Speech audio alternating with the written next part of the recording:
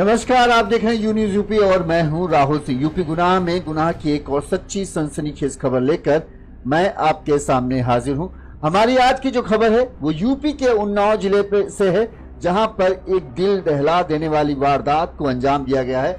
जहां पर एक प्रेमी ने दिन दहाड़े एक घर में घुसकर एक युवती को बेदर्दी से चाकुओं से गोदकर मौत के घाट उतार दिया। अब युवती के घर वाले इंसाफ की मांग कर रहे हैं। वो कह रहे हैं कि जिसने भी उनकी बेटी के साथ इस तरह का बर्ताव किया है, इस तरह का खूनी खेल खेला है, उसके घर पर बुलडोजर चले, उसे सख्त से सख्त सजा मिले।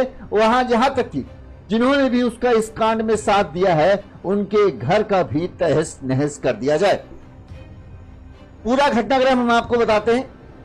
कहते हैं जब मोहब्बत पागलपन बन जाए तो वो खतरनाक हद तक जा सकती है। उन्नाव में एक सनकी आशिक ने वो कर दिया जिसे सुनकर आपकी रूह कांप उठे।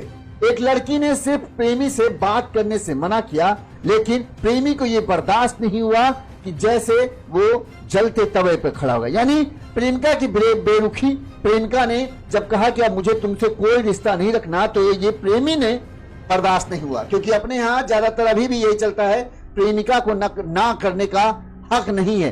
प्रेमी के लिए उसे जो सहना पड़े सहना पड़ेगा, लेकिन चलेगी प्रेमी की ही मर्जी। कहने को तो वो प्रेमी था, लेकिन जब लड़की ने उससे दूरी बनाने की कोशिश की तो वो हत्यारा बन गया, कातिल बन गया। चाकू जेब में रखकर पहुंच गया सीधे लड़की के घर और गुस्से में बौखलाकर पहले लड़की से पूछा कि तुम मुझसे बात क्यों नहीं कर रही हो। जब लड़की ने बताया कि वो घर वालों की मर्जी से ही चलेगी, अब उससे कोई रिश्ता नहीं, तो बौखलाए प्रेमी ने चाकुओं से प्रेमिका के ऊपर वो टूट पड़ता है। पहले गर्दन पर वार करता है, पेट में वार करता है, एक के बाद एक कई वार करता है। इस दौरान प्रेमिका चीखती है तो उसे बचाने के लिए जब घर वाले आते हैं तो प्रेमी वहां से भाग खड़ा होता है। प्रेमी का मकसद यही, अगर तू मेरी नहीं तो किसी और की नहीं हो पाएगी और ना ही मैं तुझे किसी और के होने लायक छोड़ूंगा। इसी वजह से उसने एक युवती को घर में घुसकर बड़ी ही बेदर्दी से मौत के घाट उतार दिया।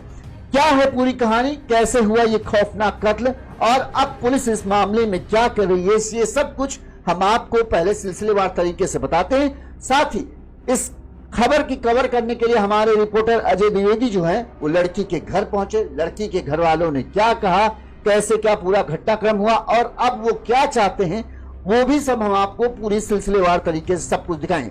सबसे पहले एक बार आपको पूरा मामला दरअसल समझा दे। उन्नाव के माकी थाना क्षेत्र के पंडित खेड़ा गांव के रहने वाले दिनेश करीब 20 साल से पत्नी कमला और बच्चों के साथ उन्नाव सिटी में, उन्नाव सदर कोतवाली क्षेत्र के मोहल्ला आदर्श नगर में स्थित अपनी ससुराल में ससुर छोटे लाला और सास जो गुड्डी के साथ रह रहे थे, यानी अपने ससुराल में थे। शनिवार सुबह करीब 10 बजे दिनेश की पत्नी कमला, उनके बेटे आशीष और शिवा घर से किसी काम की वजह से बाहर थे। घर में उनकी 22 साल की बेटी प्रीति, बुजुर्ग नानी और नाना थे। नाना भी किसी काम से बाहर ही थे, सिर्फ नानी और प्रीति थी। इसी बीच बताते हैं कि अचलगंज क्षेत्र के आटा वो है और उसी के बंदूखेड़ा गांव का रहने वाला दिलीप, जिसके रिश्तेदारी जो है वो प्रीति के घर से कुछ दूरी पर रहने वाले एक उनके रिश्तेदार हैं, उस रिश्तेदारी में अक्सर आता था। वो दिलीप जो है वो वहां अचानक प्रीति के घर सुबह सुबह आ धमका। हाथ में चाकू था, लेकिन उसने चाकू छुपा रखा था। वो घर पहुंचता है, सीधे प्रीति से कुछ बातचीत करने लगता है। इस दौरान दोनों के बीच किसी बात को लेकर बहस होती है।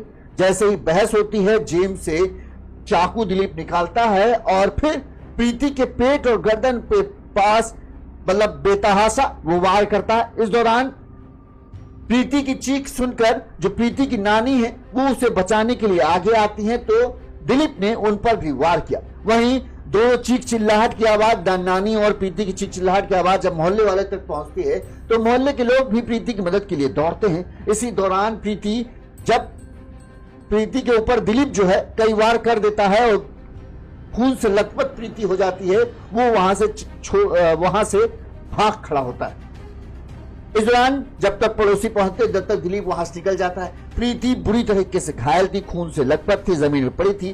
बेचारी नानी जो चिल्ला रही थी। इस दौरान लोगों ने तुरंत ही इस बात की सूचना जो प्रीति के पिता दिनेश और उनकी मां को दिया कि ऐसा ऐसा कांड हुआ, तुम्हारे घर में लड़का आया और उसने इस तरह से कांड कर दिया। वो पहुंचते हैं, वहीं इस बात की सूचना पुलिस तक दी जाती है, पुलिस की टीम भी पहुंचती है और जैसे तैसे पुलिस को प्रीति को एम्बुलेंस के जरिए जिला अस्पताल ले जाया जाता है। यहाँ पर उसकी हालत को देखकर डॉक्टर के भी हाथ पांव भूल जाते हैं, क्योंकि कई नाजुक जगहों पर प्रीति के चाकू से वार किया गया था, जैसे गर्दन और पेट में भी गहरा जख्म था। लिहाजा डॉक्टर ने तुरंत ही प्रीति को हैलट के लिए रेफर कर दिया।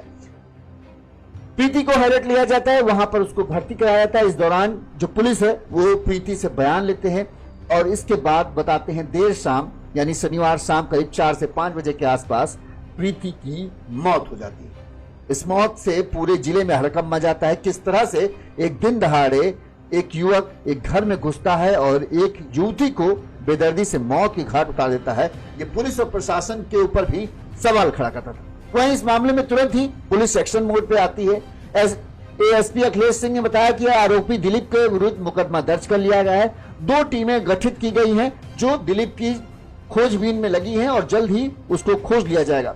लोगों ने बताया कि युवती के पेट में, मतलब जो लोग थे उन्होंने बताया कि प्रीति के दाहिनी पेट में चाकू जो मारा गया था वो काफी गहरा था और ऐसा माना जा रहा है कि लीवर फट गया, जिसकी वजह से और इसी वजह से ही प्रीति को बचा पाना संभव नहीं हो पाया और उसकी मौत हो गई। वह इस मामले में कोतवाल अवनीश सिंह ने बताया कि आरोपी के कुछ दोस्तों से पूछताछ की गई है, जिनको जो दिलीप के दोस्त थे उनसे पूछताछ की गई, तो उन्होंने जो बताया वो हैरान कर देने वाला था। उन्होंने बताया कि दिलीप और प्रीति के बीच में पिछले 3 से 4 सालों से मित्रता थी और दोनों एक दूसरे के मतलब प्यार भी चल रहा था, दोनों के प्यार है। लेकिन पिछले 4 महीनों से करीब प्रीति ने दिलीप का फोन उठाना बंद कर दिया था और उससे पूरी तरीके से बातचीत करनी बंद कर दी थी। दिलीप इस दौरान कई बार उसने प्रीति से मिलने की कोशिश की, लेकिन हर बार प्रीति ने दिलीप को इग्नोर कर दिया। दरअसल इसकी वजह यह थी कि जो माना जा रहा है, अब सच है कि नहीं, प्रीति के घर वालों ने साफ मना कर दिया था कि ये रिश्ता हमें मंजूर नहीं है और दिलीप से तुम बात करना बंद कर दो। प्रीति ने अपने घर वालों के साथ बात को अच्छी से समझा, प्रीति के घर वालों ने उसे समझाया भी। इसी वजह से प्रीति ने दिलीप से दूरी बना ली और उसने दिलीप से बात करना पूरी तरीके से बंद कर दी। वहीं जब प्रीति का ये रवैया था कि वो बार बार दिलीप कोशिश कर रहा था, वो जानना चाह रहा था आखिर वजह क्या है, तो प्रीति को जवाब देनी, प्रीति बस यही कहती कि बस मुझे तुमसे बात नहीं करनी, हमारा तुम्हारा रिश्ता खत्म।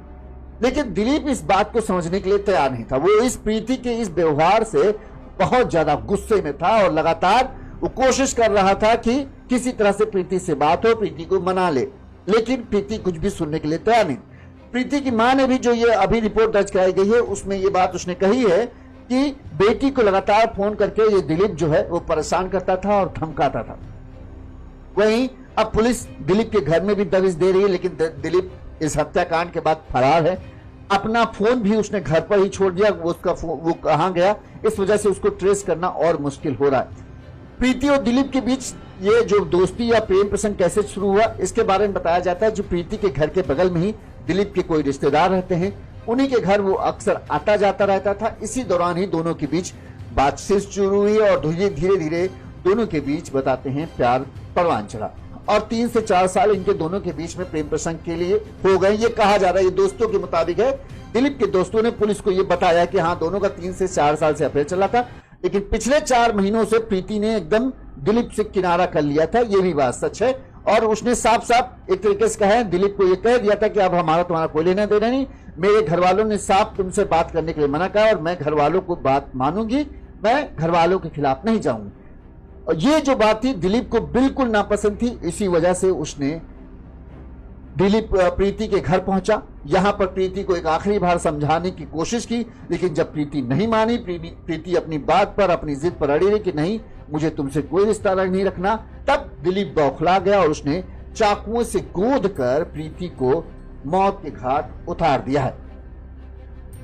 इस मामले में जो हमारे संवाददाता अजय द्विवेदी जो हैं वो प्रीति के घर पहुंचे। वहां पर घर वालों से और प्रीति की मां का, तो कहें प्रीति की मां जो कमला है, उनका रो रो कर बुरा हाल था। फिर भी उनसे बात करने की कोशिश की। इसके अलावा उनके नाना क्या चाहते हैं और उन्होंने क्या कहा, ये सब आप सुनिए। सीधे प्रीति के घर के बाहर कैसा माहौल था और जो आस पड़ोस के लोग हैं उनकी डिमांड क्या है, ये सारा कुछ हमारे संवाददाता अजय द्विवेदी ने जाना।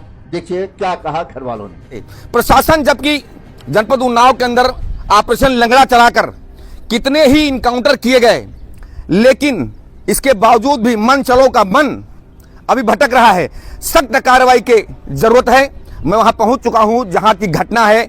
एक बिटिया जो शिक्षित कहा जाए कि पढ़ी लिखी बिटिया, जो 22-23 साल उसकी उम्र थी, उसको किस तरह से दबाव डाला गया, प्रेशर डाला गया और उसके मना करने पर एक तरफा प्यार में मुझे ऐसा महसूस होता है कि उसका घर में घुसकर निर्मम हत्या कर दी जाती है। ये घर है, आप देख सकते हैं, आगे लाइए जरा। ये वही घर है जहां पर बिटिया का कत्ल किया गया है।